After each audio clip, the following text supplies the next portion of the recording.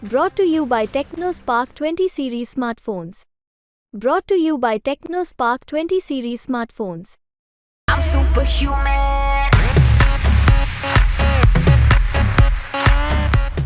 पिछले कुछ दिनों से आप देख रहे होंगे कि जो ओसिया से आने वाली पूर्व विधायक दिव्या मदेरणा है, दिव्या मदेरणा ने जोधपुर ग्रामीण पुलिस के खिलाफ लगातार मोर्चा खोल रखा था। लगातार उनकी कार्यशैली को लेकर तमाम सवाल खड़े कर रही थी। लगातार आईजी से एक बार मुलाकात भी हुई थी और लगातार आप देखिए, लगातार सीधे तौर पर यही आरोप है कि कहीं ना कहीं राजनीतिक दबाव के अंदर ग्रामीण थाना पुलिस काम कर रही है। इसी बीच आज बाड़मेर विधानसभा से निर्दलीय विधायक है डॉक्टर प्रियंका चौधरी। उन्होंने भी बाड़मेर पुलिस की कार्यशैली को लेकर कई सवाल खड़े किए हैं।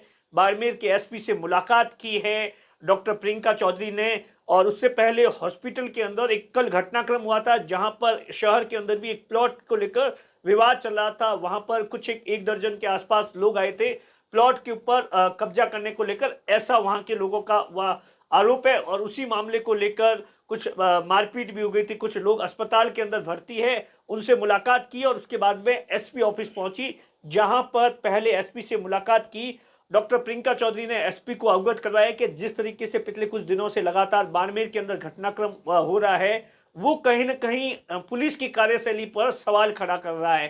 तो उसके बाद में मीडिया से बातचीत करते हुए सीधे तौर पर प्रियंका चौधरी ने पहला जो बयान दिया है कि बाड़मेर के अंदर पुराने दिन अब नहीं रहे हैं।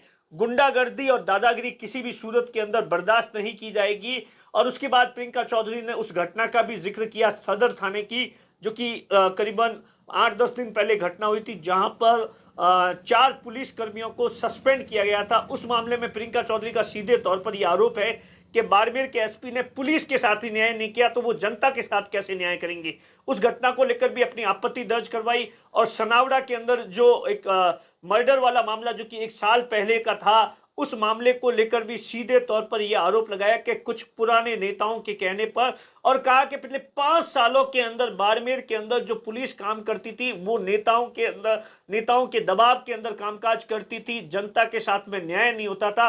अब जैसे ही सरकार बदली है तो इस मामले के अंदर खुली है। तो इस मामले को लेकर भी, सनावड़ा के मामले को लेकर भी प्रियंका चौधरी ने सीधे तौर पर कहा कि वो आखिर कौन पुलिसकर्मी थे, किसने इस पूरे मामले को दबा कर रखा, किसे बचाने की कोशिश की। इस घटना का भी प्रियंका चौधरी ने जिक्र किया। अब देखिए, प्रियंका चौधरी का सीधे तौर पर कहना है कि पुलिस का खौफ खत्म हो गया है। ये आप सोचिए कितना बड़ा बयान है, जहां पर प्रियंका चौधरी, आप सोचिए विधानसभा चुनाव के दौरान यहां पर निर्दलीय चुनाव, बीजेपी से टिकट नहीं मिला था तो निर्दलीय चुनाव लड़ी थी, और उसके बाद में चुनाव जीतने के बाद में लगातार जब लोकसभा चुनाव की बारी आई तो बीजेपी के साथ में बीजेपी को सपोर्ट कर दिया था कैलाश चौधरी के लिए। और उसके बाद अब जब प्रियंका चौधरी मतलब अपनी ही सरकार के ऊपर कहने को तो ये सवाल खड़े कर रही है कि पुलिस का बाड़मेर के अंदर खौफ नहीं रहा।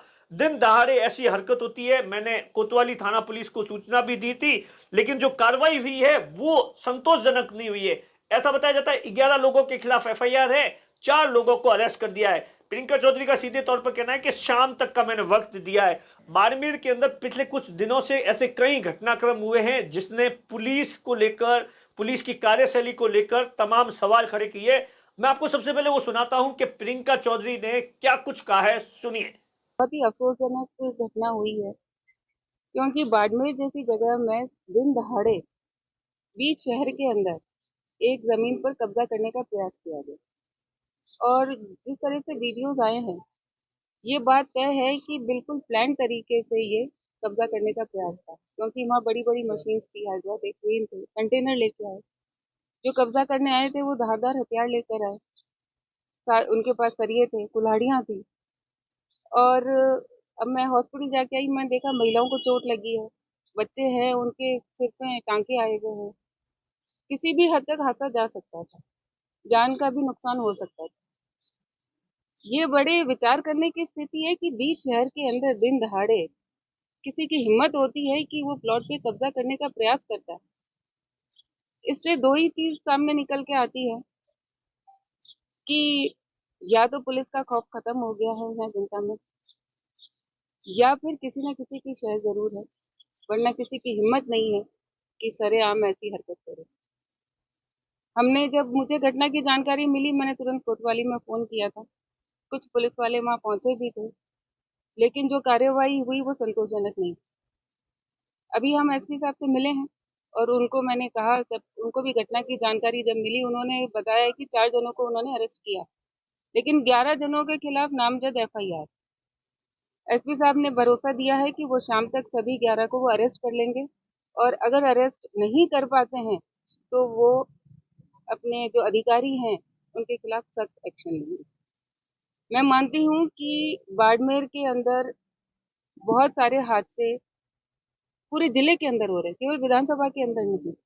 लेकिन लगातार जिस तरह की घटना हो रही है, तो उसमें मैं मानती हूँ कहीं न कहीं जो पुलिस है, वो शांति व्यवस्था बनाए रखने में नाकाम रह रही है।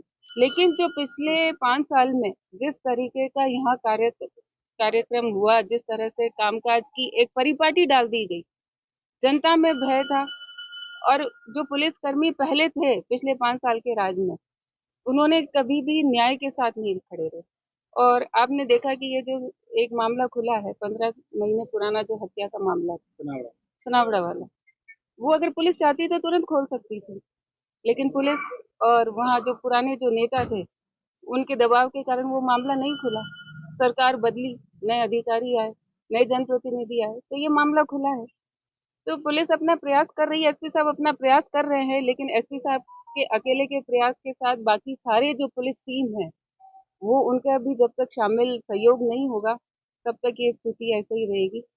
और एसपी साहब ने भरोसा दिलाया है कि शाम तक सारे अरेस्ट हो जाएंगे और मुझे विश्वास है, आशा करते हैं कि एसपी साहब अपनी कार्यवाही पे खरे उतरेंगे। अब सदर थाने के अंदर जिस तरीके से कार्यवाही हुई, 4 कांस्टेबल को सस्पेंड करने की नौबत आ गई। क्यों हुआ ऐसा? जो जिम्मेदार अधिकारी था उसके खिलाफ कोई कार्यवाही नहीं हुई। जो 4 निर्दोष थे उनके ऊपर कार्यवाही करने की स्थिति आ गई। उस मामले में भी एसपी साहब से बात हुई है कि वर्दी के साथ तो कम से कम न्याय कीजिए। आप वर्दी के साथ भी न्याय नहीं कर पाएंगे तो जनता के साथ कब न्याय करेंगे? सभी को कहना चाहूंगी कि ये जो हिमाकत की है, ये जो जरूरत की है कब्जा करने की, पुराने दिन नहीं है, पुराना वक्त नहीं है, ये नहीं होने दूंगी। बाड़मेर के अंदर इस तरह के दादागिरी, इस तरह की गुंडागर्दी, ये प्रियंका चौधरी बर्दाश्त नहीं करेगी। सब कान खोल के सुनिए। आपने सुना किस तरीके से प्रियंका चौधरी है वो बाड़मेर पुलिस की कार्यशैली पर सवाल खड़े कर रही है। अब देखने वाली बात होगी कि इस पूरे मामले को लेकर जो आरोप लगाए हैं, इस पर बाड़मेर पुलिस के मुखिया है वो क्या कुछ जवाब देते हैं, क्या कुछ कार्रवाई करते हैं। नमस्कार।